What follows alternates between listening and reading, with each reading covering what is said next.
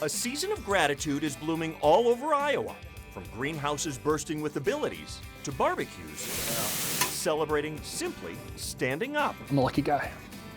We're leaning in for a hug. I love you guys. From the campus mom who can't get over what her students have done, I feel surrounded with love. to the runner leaving love letters in every corner of the state. I try to find that hidden gem. And we're catching up with the woman who can't say thank you People don't do this, but Dale did. because she never met the man who gave her a full ride to college. It's a season of gratitude. This is Iowa. KCCI presents a celebration of the people who make our state special. This is Iowa. Across our state, Iowans are saying thank you. Thank you to their neighbors, their customers, and even complete strangers. Over the next half hour, we're going to find them in cafeterias, greenhouses, and every community in the state. But sometimes showing gratitude plays out around the grill and picnic table, building new memories when old ones were hard to find. Give plenty of Iowans a grill and a flame, and they'll light it up, toss on some burgers, and dream of that first bite. The grill master on the other side of that smoke is actually more focused on the fact that he can actually stand and grill. Pretty good. Getting better. Because a year and a half ago, that hog farmer proudly wearing pork on his shirt could not flip a burger or even speak. He'd been riding on his motorcycle. Filled up with gas and got something to drink and headed west, and that's the last thing I remember. He was just east of Roland. A deer come out of the north ditch and schmucked me. I didn't hit the deer hit me, I think, but I don't remember any of it. So then I got a helicopter ride to Des Moines from there. Greg Carlson's traumatic brain injury after he flipped over that windshield and landed on the highway had everyone worried. I'm just going by what I hear from my wife because I don't remember any of it. She said the first 7 to 10 days I was very, very, very critical. So bad that even when he strung two words together several days later, his eyes stayed closed. For 31 days, he didn't leave his hospital bed.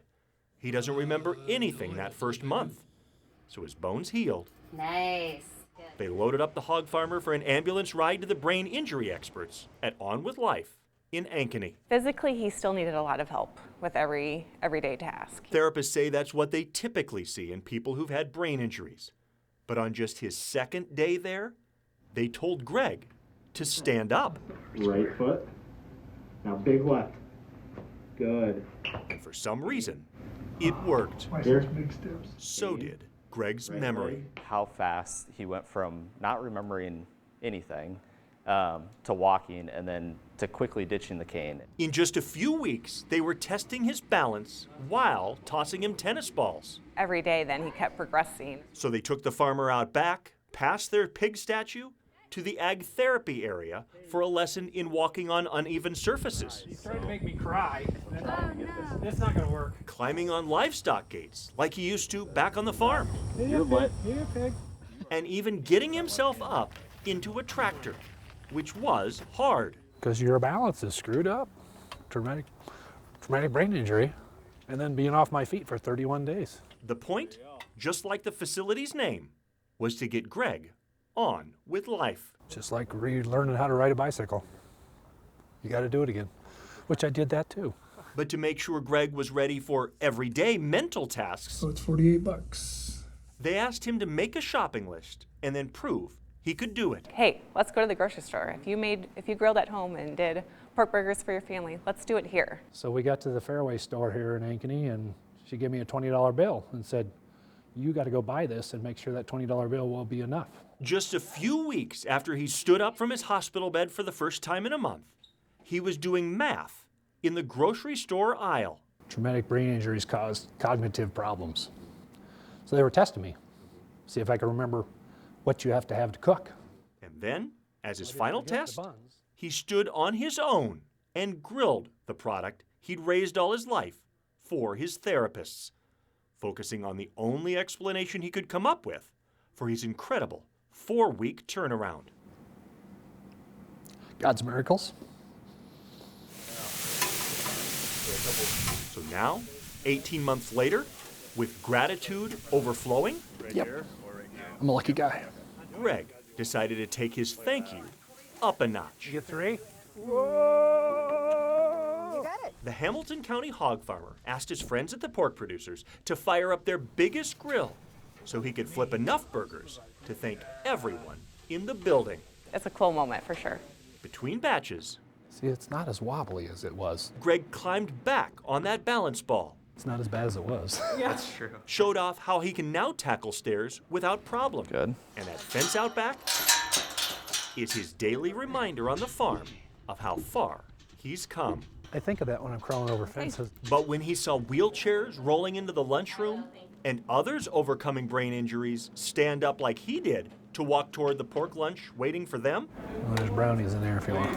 it sank in, just like it did for Greg's therapists. You know, working here long enough that there's some that don't turn out that way. So those really special ones, they hold a special place in your heart. It's people, like Greg that keeps me coming to work and keeps me motivated to get them better and get them on with their life.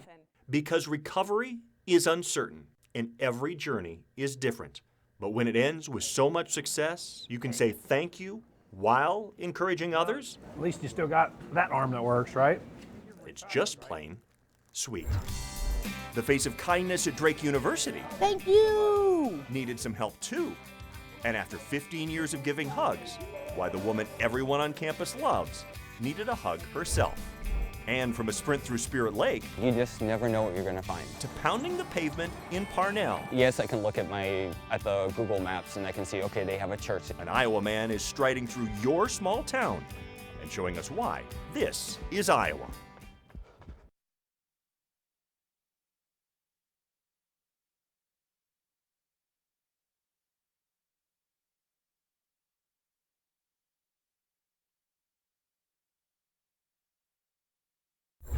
A Drake University dining hall cashier is discovering just how much her student customers love her.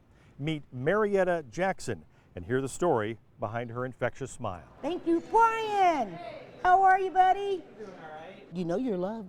When was the last time a lunch lady greeted you by name? Hi, Anthony. You know you're going to be on TV. How are you? Good. How are you? Marietta Jackson is no ordinary lunch lady. For 15 years, she's been a powerful light that brightens the Drake University Hubble Dining Hall. Hi there. Hi, Marietta. How are you? Doing well. Good, good. And she makes everybody that passes by her cashier station feel right at home. She's an amazing woman. She's always so kind. She takes care of us, and she always makes you feel special. They love me. I love them too. They know I'm the mom away from home. She knows everybody's name. She lights up your day, makes you feel welcomed. You would never guess she's going through what she's going through. What she is going through might wipe that smile away, but not Jackson. I have ovarian cancer, which has not been pleasant at all. Jackson has been on and off the job and in the hospital dealing with scary health issues. I love you so much. I was sad. I was frightened, scared. It's not good news to hear. Nobody wants to hear you have cancer. See, I'd like to get all the syrup off the table because I'm getting ready to serve lunch. Jackson learned of her diagnosis in January. She started chemotherapy in February. The chemo makes you tired, not feel good. But I would rather be here looking at those smiling faces than to be at home.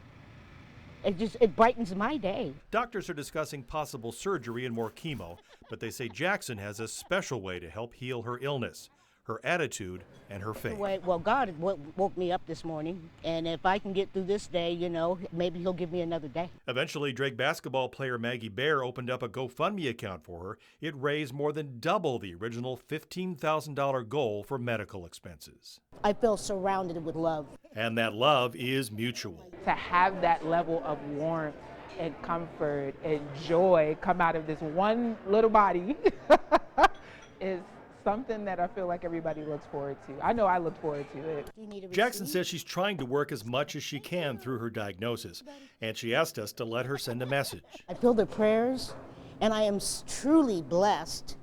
Thank you so much. I don't even know how to say thank you. Thank you. A special person surrounded by her special students in the lunchroom. Can I have a hug? Yes. Oh, I love you guys. Love you too. Jackson clearly appreciates all the love and support she's getting here at the Drake Dining Hall, and she says she will need that love as her cancer treatments continue over the next couple of months. You think you know Iowa? I've been to 1,116 cities. Tyler's got you beat. His sprint to experience every corner of our state, and the gift he's giving back to each one. Stick this in the dirt, pick it out the paint. And we're catching up with old friends to see new blooms beyond the greenhouse. It's really neat to see how she has grown over the years. And how a carpenter's life-changing generosity keeps growing. We're checking back in with some of our favorites. This is Iowa.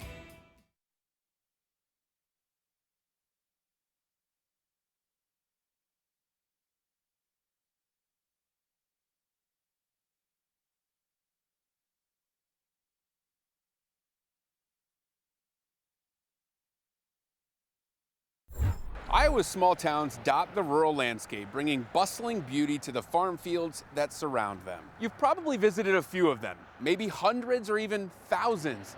What about all of them? Let us introduce you to one Iowan that you might soon see coming by your own house. Words connect us. They left the town as fast as they could and always tried to stay 1 foot ahead of the laws. To the world that surrounds us. Try to find that hidden gem. Each word feels like a connected step to the pavement. Tyler Sullivan draws up a running route similar to how he writes a poem. It's mostly the outsides of town. Feeling each word, each step in each town, with no starting line, no starting gun, just a tap of the watch. And he's off, a 7-mile spring morning journey in Perry. You just never know what you're going to find. Yes, I can look at the Google Maps and I can see, okay, they have a church, they have this, but just open your eyes. You never know what you're going to find. Never knew that he'd be pounding the pavement in Perry. We're going to take this little alley on the break. Never knew what he'd find logging miles in Manning or weaving through the streets of Webster. I love it. You know, I love just supporting like every community. I don't really have one favorite one. Hard to find a favorite when you've logged miles in more towns that are actually recognized in Iowa. I've been to 1,116 cities. Sullivan estimates the state has a little more than 1,200 towns, some as small as Adaza. The Greene County unincorporated town, not much bigger than its welcome sign. I see like a small town and I go over there and see if it has a welcome sign, because if it has a welcome sign, then I count it. He runs an area 5Ks, visits countless museums, explores the history, and meets the people of Iowa, posting all of his findings on Facebook for his 11,000 followers to see. I take pictures of the historical museum, the churches in town, the high schools, and anything else I find along the way. I feel like those people who can't go to these communities, you know, for some reason, you know, like my page gives them a light. I give them hope that, you know, that there is goodness in the world. The runs aren't just for Facebook posts and photos for fans. To run in each Iowa town, Sullivan, of course, has to run in each Iowa county. And for each of the 99, Sullivan pens a poem to remember his visit. Shining the kaleidoscope into the light, rotating in a circular motion, bouncing from one color to the next. Reds to blues, back to reds. Oh, look, green, my favorite color. Dallas County's poem about the shootout between Bonnie and Clyde's Barrow Gang and police in Dexfield Park, just north of Dexter. Someone found them, and it ended deadly. Some of the gang members were shot and killed. Now etched in just a stone memory, part of history happened here. You may want to know more about Bonnie and Clyde. What a remarkable story in itself. As Sullivan logs more miles in Dallas County and across the state, he hopes his journey inspires Iowans to explore more. You know, we all have a smartphone these days. We all should check out to see what's special because you grew up here. And from there, just visit more of your county. Every county has something special, and you don't have to go far. His run ends about the same way as it begins. No cheering section and no finish line. Come on, 300 meters. On this day, a rainy lap does the trick. Because here, the journey is the goal, just like the words that connect us to a poem. Sullivan plans to publish his poems in different books for different areas of the state. The first, Northwest Iowa, should be published pretty soon. He's visited 93 of 99 Iowa counties, more than 1,100 towns. He expects to hit his final Iowa town in 2025. Remember the Iowa carpenter who paid the full college bill for 33 Iowa students? Kira sure does. People don't do this, but Dale did. We're catching back up with some of our favorites, the next chapters in the lives of characters we've met over the last decade. This is Iowa.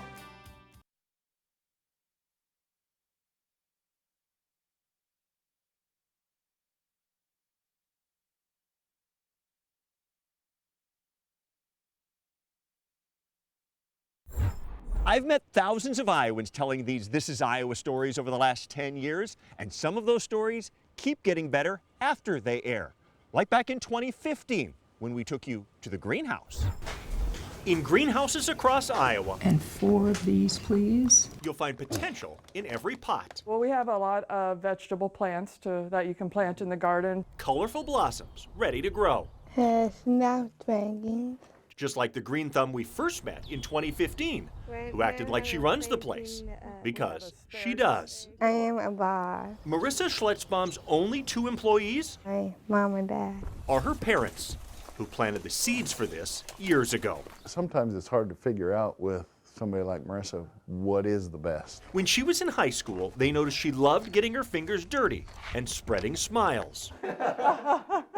So her dad retired early, her mom did the homework, and together they invested in a dream. So you just try and do the best for all of your kids so they can grow and develop. Marissa's Straw Hat Farms in Pleasantville grew, Water. which is incredible given her abilities in 3rd grade. They were working on counting to 100 with her, and she had trouble with 15.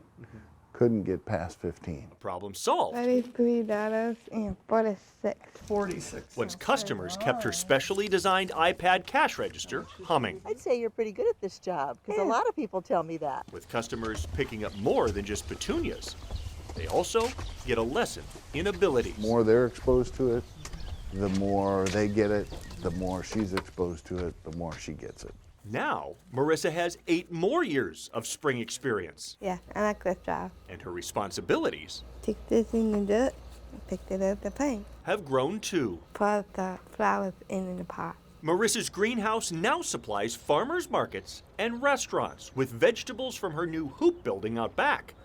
And by April, Marissa is very good and meticulous about mixing the growing medium. she's mixing, transplanting, and watering. I do like watering usually because we water stuff. She knows exactly what to do. But the last decades helped her grow outside the greenhouse too. She was named Big 12 Special Olympic Athlete of the Year. 85,000 people in Texas Stadium are giving her a standing ovation. You just soak it in. But in the greenhouse, it's that way every day. And that's what makes it worthwhile. Because Marissa's parents know this wasn't always possible. Back in the day when I was a kid, there were no opportunities for kids with disabilities. Now, those opportunities keep growing. It's just a good thing. Just like the boss. And then there's the This Is Iowa story that went global after we first shared it in 2019. It turns out one man's massive generosity just keeps on spreading.